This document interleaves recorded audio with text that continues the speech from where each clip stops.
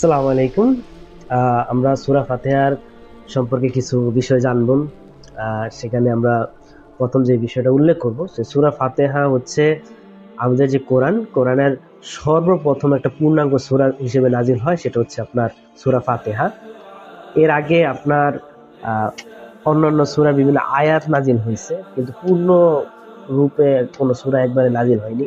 But সূরা ফাতিহা হচ্ছে এমন একটা সূরা, সেটা হচ্ছে আপনার সর্বপ্রথম কোরআনের পূর্ণাঙ্গ সূরা হিসেবে আপনার নাজিল হয়। দেন হচ্ছে আপনার সূরা ফাতিহার আমরা জানি যে আপনার টোটাল 7টা আয়াত আছে এবং সূরা ফাতিহার বিভিন্ন নাম আছে। তো সূরা ফাতিহার বিভিন্ন নাম হচ্ছে আপনার ফাতিহাতুল কিতাব, অর্থাৎ আপনার কোরআনের চাবিকাঠি। দেন হচ্ছে আপনার উম্মুল কিতাব, এটাও একটা নাম সূরা ফাতিহার। দেন হচ্ছে আপনার সূরাতুল হামদ, তারিফ বা প্রশংসা সূরা, এটাও সূরা ফাতিহার একটা নাম।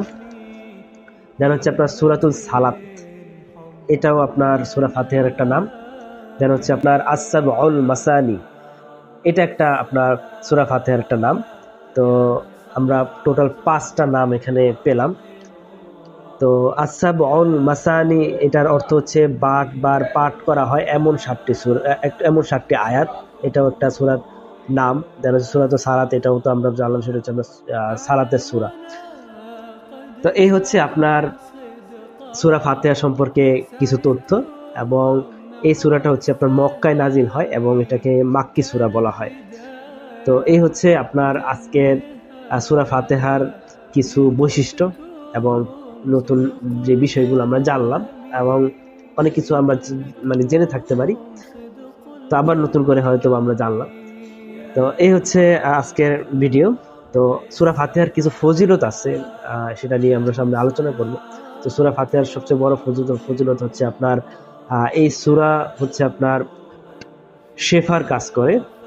অর্থাৎ আপনার যদি কোথাও কোথাও ব্যথা বা আপনি কোথাও যেটাকে বলে অসুস্থতায় ভুগতেছেন, তো সেটা যদি আপনি সূরা ফাতিহা দিয়ে আপনি শেফা নিতে পারবেন।